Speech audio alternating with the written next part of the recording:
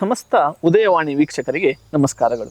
ಇಂದಿನ ದಿವಸ ಹಸುಗೂಸಿಂದ ಹಿಡಿದು ವಯೋವೃದ್ಧದವರೆಗೆ ಈ ಗ್ಯಾಸ್ಟ್ರೈಟಿಸ್ ಅಥವಾ ಹೊಟ್ಟೆಯ ಉರಿಯೂತದ ಸಮಸ್ಯೆ ಅನ್ನುವಂಥದ್ದು ಸರ್ವೇ ಸಾಮಾನ್ಯವಾಗಿದೆ. ಆಯುರ್ವೇದ ಅದನ್ನೇ ಹೇಳ್ತದೆ, ಸರ್ವೇ ಅಪಿ ರೋಗ ಸುತರಾಂ ಉದರಾಣಿಚ ಅಂತ ಹೇಳಿದ್ರೆ ಪ್ರತಿಯೊಂದು ಕಾಯಿಲೆಯ ಹುಟ್ಟು ಅನ್ನುವಂಥದ್ದು ಹೊಟ್ಟೆ. ಸೊ ಯಾವುದೇ ಒಂದು ಕಾಯಿಲೆ ಇರ್ಬೋದು, ಅದರ ಮೂಲ ಸ್ಥಾನವನ್ನು ನಾವು ಹೊಟ್ಟೆ ಅಂತೇಳಿ ಹೇಳಿ ಆಯುರ್ವೇದದಲ್ಲಿ ಹೇಳ್ತೀವಿ. ಹಾಗೆ ನೋಡ್ತಾ ಹೋದರೆ ಏನು ಈ ಒಂದು ಗ್ಯಾಸ್ಟ್ರೈಟಿಸ್ ಅಥವಾ ಹೊಟ್ಟೆ ಉರಿಯೂತಕ್ಕೆ ಕಾರಣ ಏನು ಅಂತೇಳಿ ಹೇಳಿ ನೋಡ್ತಾ ಹೋದರೆ, ಮೊದಲನೇದಾಗಿ ನಮ್ಮ ಜೀವನ ಶೈಲಿ ಇರ್ಬೋದು, ನಮ್ಮ ಆಹಾರ ಕ್ರಮ ಇರ್ಬೋದು, ನಮ್ಮ ಸ್ಟ್ರೆಸ್ ಇರ್ಬೋದು, ಅಥವಾ ನಮ್ಮ ದೈಹಿಕ ವ್ಯಾಯಾಮದ ಕೊರತೆ ಆಗಿದೆ. ಇದೆಲ್ಲದು ಮೂಲ ಕಾರಣ ಆಗಿರ್ತದೆ ಈ ಒಂದು ಗ್ಯಾಸ್ಟ್ರೈಟಿಸ್. ಹಾಗಾದರೆ ಇದರ ಲಕ್ಷಣಗಳು ಏನು ಅಂತೇಳಿ ಹೇಳಿ ನೋಡಿದ್ರೆ, ಒಂದು ಎದೆಯಲ್ಲಿ ಉರಿ ಬರ್ಬೋದು, ಅಥವಾ ತೇಗಿರ್ಬೋದು, ಹುಳಿ ತೇಗ್ ಬರ್ತಾ ಇರಬಹುದು, ಅಥವಾ ಹೊಟ್ಟೆ ಉಬ್ಬರಿಸುವ ಸಮಸ್ಯೆ ಇರಬಹುದು, ಅಥವಾ ಪದೇ ಪದೇ ವಾಮಿಟಿಂಗು ಅಥವಾ ಲೂಸ್ ಮೋಷನ್ ಅಂತಹ ಸಮಸ್ಯೆಗಳಿರ್ಬೋದು. ಇದೆಲ್ಲ ಈ ಗ್ಯಾಸ್ಟ್ರೈಟಿಸ್ನಿಂದ ಆಗುವಂತಹ ಒಂದು ಸಮಸ್ಯೆಗಳಾಗಿರ್ತವೆ. ಇದರ ಇವತ್ತಿನ ಒಂದು ಗ್ಯಾಸ್ಟ್ರೈಟಿಸ್ ಅನ್ನುವಂಥದ್ದು ಮುಂದೊಂದು ದಿವಸದ ಬೇರೆ ಅದೆಷ್ಟೋ ಕಾಯಿಲೆಗಳ ಮೂಲ ಆಗಿದೆ. ಉದಾಹರಣೆಗೆ ಹೇಳ್ಬೇಕಂತ ಹೇಳಿದ್ರೆ, ಇವತ್ತಿನ ಗ್ಯಾಸ್ಟ್ರೈಟಿಸ್ ಮುಂದೊಂದು ಕ್ಯಾನ್ಸರ್ನಂತಹ ಮಾರಕ ಕಾಯಿಲೆಗಳಿಗೆ ಭದ್ರ ಬುನಾದಿ ಹಾಕಿದೆ. ಅಥವಾ ಇವತ್ತಿನ ಗ್ಯಾಸ್ಟ್ರೈಟಿಸ್ ಅನ್ನುವಂಥದ್ದು ಮುಂದೊಂದು ದಿವಸ ಮೂಳೆಯ ಸವೆತದ ಒಂದು ಸಮಸ್ಯೆಗೆ ಮೂಲ ಕಾರಣ ಆಗಿದೆ. ಅಥವಾ ನಮ್ಮ ಅದೆಷ್ಟೋ ಮಾನಸಿಕವಾದಂತಹ ಸ್ಟ್ರೆಸ್ಫುಲ್ ಎನ್ವೈರನ್ಮೆಂಟಿಗೂ ಸಹ ಈ ಗ್ಯಾಸ್ಟ್ರೈಟಿಸ್ ಕಾರಣ ಆಗಿದೆ. ನಮ್ಮ ವರ್ಕ್ನಲ್ಲಿ ನಮ್ಮ ಒಂದು ಕಾನ್ಸಂಟ್ರೇಷನ್ ಡೌನ್ ಆಗಲಿಕ್ಕೂ ಸಹ ಈ ಒಂದು ಗ್ಯಾಸ್ಟ್ರೈಟಿಸ್ ಕಾರಣ ಆಗಿದೆ. ಹಾಗಾದರೆ ಇದಕ್ಕೆಲ್ಲ ಏನು ಪರಿಹಾರ ಇದೆ? ನಮಗೆ ಪರಿಹಾರ ಮಾಡ್ಕೊಳ್ಳಿಕ್ಕೆ ಆಗತ್ತಾ? ನಾವು ನೋಡ್ತಾ ಹೋದರೆ ಖಂಡಿತವಾಗ್ಲೂ ಈ ಗ್ಯಾಸ್ಟ್ರೈಟಿಸ್ಗೆ ನಮ್ಮ ಮನೆಯಲ್ಲೇ ನಾವು ಪರಿಹಾರವನ್ನು ಕೊಂಡುಕೊಳ್ಬೋದು. ಇಲ್ಲ ಅಂತ ಹೇಳಿದ್ರೆ ಆಯುರ್ವೇದದಲ್ಲಿ ಹಲವಾರು ರೀತಿಯಲ್ಲಿ ಇದಕ್ಕೆ ಪರಿಹಾರಗಳು.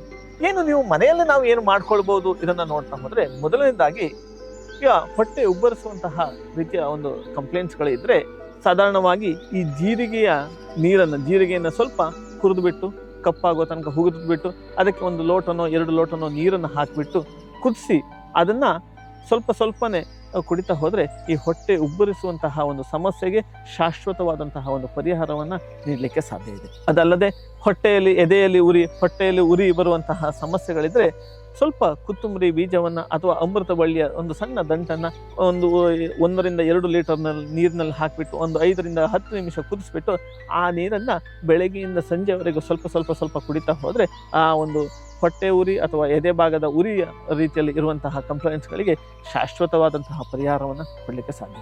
ಅದೇ ರೀತಿ ಹೊಟ್ಟೆಯಲ್ಲಿ ಹಸಿವೆ ಆಗಿರೋದಿಲ್ಲ, ಬಾಯಿಯಲ್ಲಿ ಕೆಟ್ಟ ಸ್ಮೆಲ್ ಬರುವಂಥದ್ದು ಇರ್ಬೋದು, ಅಥವಾ ಬಾಯಿ ರುಚಿ ಪದೇ ಕಡಿಮೆ ಆಗುವಂತಹ ಆ ರೀತಿಯಲ್ಲಿ ಕಂಪ್ಲೇಂಟ್ಸ್ ಇದ್ದರೆ, ಸ್ವಲ್ಪ ಶುಂಠಿಯನ್ನು ಕುದಿಯುವಂಥ ನೀರಿಗೆ ಸ್ವಲ್ಪ ಶುಂಠಿಯನ್ನು ಹಾಕಿ ಕುದಿಸುವುದರಿಂದ ಆ ನೀರನ್ನು ಕುಡಿಯುವುದರ ಮುಖೇನ ಈ ರೀತಿಯ ಸಮಸ್ಯೆಗಳಿಗೆ ಶಾಶ್ವತವಾದ ಪರಿಹಾರವನ್ನು ಕಂಡುಕೊಳ್ಳಲಿಕ್ಕೆ ಸಾಧ್ಯ ಇದೆ. ಅದಲ್ಲದೆ ದೈಹಿಕವಾದಂತಹ ರೆಗ್ಯುಲರ್ ಎಕ್ಸಸೈಸು, ಪ್ರಾಣಾಯಾಮ, ಯೋಗ, ಮೆಡಿಟೇಷನ್ಸ್ಗಳು ಸಹ ಬಹಳಷ್ಟು ಸಹಕಾರಿಯಾಗುತ್ತೆ. ಒಂದಿಷ್ಟು ಆಹಾರಗಳನ್ನು ಅಂದರೆ ಜಂಕ್ ಫುಡ್ಡು, ಫಾಸ್ಟ್ ಫುಡ್ಡು, ಕಾರ್ಬನೈಸ್ಡ್ ವಾಟರ್ನಂತಹ ಆಹಾರ ಪದಾರ್ಥಗಳನ್ನು ಅವಾಯ್ಡ್ ಮಾಡೋದು ಸಹ ಬಹಳ ಮುಖ್ಯ ಆಗಿರುತ್ತೆ. ಅದಲ್ಲದೆ ಆಯುರ್ವೇದದ ಚಿಕಿತ್ಸಾ ಕ್ರಮಗಳಿಗೆ ಬಂದರೆ ಇದರಲ್ಲಿ ನಿಮಗೆ ಪರಿಹಾರ ಸಿಗಲಿಲ್ಲ ಅಂತ ಹೇಳಿದ್ರೆ, ಖಂಡಿತವಾಗ್ಲೂ ಆಯುರ್ವೇದದಲ್ಲಿ ಉತ್ತಮವಾದಂತಹ ಒಂದು ಪರಿಹಾರಗಳು ಶಾಶ್ವತವಾಗಿ ಗುಣ ಮಾಡಲಿಕ್ಕೆ ಸಾಧ್ಯ ಇದೆ.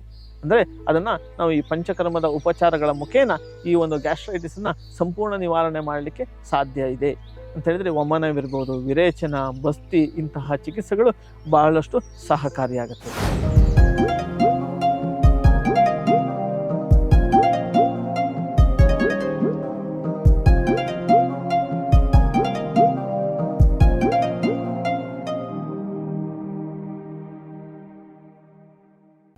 ಜಗವನ್ನೇ ಅಂಗೈಲಿ ನೋಡಿ ಜನಮನದ ಈ ಜೀವನ